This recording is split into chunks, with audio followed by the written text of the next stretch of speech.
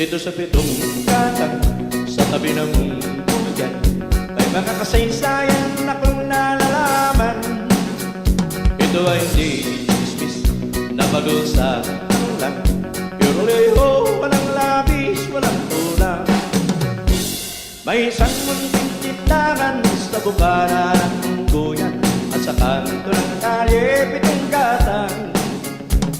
Dito ay nagtuumpukan ng ilang milyong istambay na walang garang buhay kundi ganyan. Ito ay hindi chismis na bago sa lang, pero leho, walang labis, walang tulang. Ngunit bakit mayroong tao na katulad kong musyoso at sa buhay ng kapwa Yoseo? Umpikot ng iyong ugali at hindi ka pasensyoso, malamang oras-oras pa sa ulo. Ito ay hindi chismis na bago sa lang, pero leho, walang labis, walang tulang.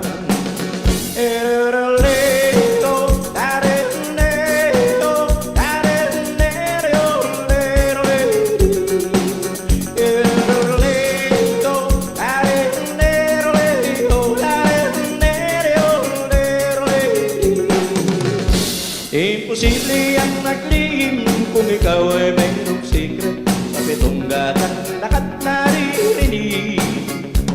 Kung iibig mong mabuhay ng takibig na takibig, magpatay-patayan ka bawat saglit. Ito ay hindi chismis na bago sa lang, pero leho, walang labis, walang tulang. Itong aking inaawit, ang tabay, huwag magalit, yan na may bunga lang yan inisip. Ang pitong gatang kailan may ngunit ang di mawawaglit, taga rito ang aking inibig. Pero